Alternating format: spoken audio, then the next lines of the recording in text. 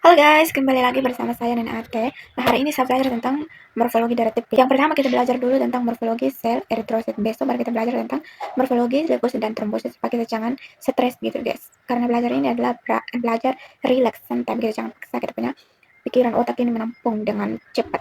Lambat tapi pasti gitu guys ya. Oke, kita belajar tentang morfologi sel eritrosit yang pertama.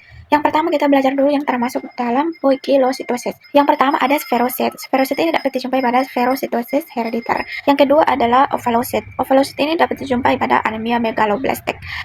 Yang ketiga ada eliptosit. Eliptosit ini dapat dijumpai pada eliptositosis herediter. Yang keempat ada sel target atau leptosit. Leptosit ini dapat dijumpai pada thalassemia. Yang kelima ada teardrop. Dia ini seperti air mata ya guys ya. Dia juga dapat dijumpai pada anemia berat atau thalassemia. Yang ketujuh ada skistosis guys. Bentuk skistosis ini dipengaruhi karena melewati fibrin pada makrovaskular pada anemia hemolitik guys. Dan yang lainnya juga karena mengalami destruksi mekanis pada luka bakar berat dan kelainan genetik pada anemia megaloblastik dan trauma karena turbulensi darah pada stenosis kutub jantung. Makanya bentuk skistosis ini seperti itu ya guys ya. Yang kedelapan ada Bursell. Bursell ini yang bentuknya bergerigi ya guys ya, atau bisa juga disebut dengan kata lain echinoset. Bursell ini dapat dijumpai pada gagal ginjal, penyakit hati, defisiensi piruvat kinase, karsinoma lambung, atau pada saat pasca transfusi eritrosit. Maka kita akan menjumpai bentuk sel eritrosit yang berbentuk Bursell, yang bergerigi ya guys ya, atau dengan kata lain echinoset. Yang kesembilan ada sel sabit. Sel sabit ini dapat dijumpai pada anemia sel sabit atau dengan kata lain sickle cell anemia. Sel sabit ini dengan kata lainnya juga adalah sickle cell. Dengan ke-10 ada bite cell. Bite cell ini dapat dijumpai pada oxidative stress. Itulah yang termasuk dalam poikilositosis. Sekarang kita masuk yang termasuk dalam eritrosit dengan benda inklusif.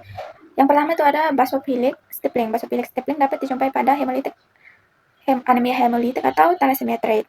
Yang kedua ada Hansen body, dapat dijumpai pada thalassemia atau asplenia, penyakit hati kronis guys. Dan yang ketiga ada cabut ring cincin eritrosit yang di dalamnya itu terdapat cincin. Itu adalah cabut ring guys, dapat dijumpai pada anemia pernisiosa atau keracunan logam guys.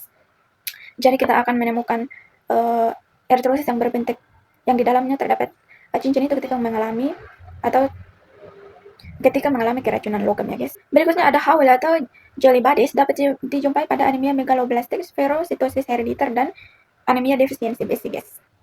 Nah, terakhir ada juga eritrosit yang bentuknya formasi Rolex, yaitu kumpulan-kumpulan eritrosit yang seperti koin guys. Dan ada juga eritrosit yang bergerombol atau aglutinasi eritrosit. Itu yang termasuk dalam kelainan bentuk eritrosit guys. Besok baru kita belajar tentang morfologi leukosit dan trombosit. Oke, begitu dulu hari ini guys. Bye.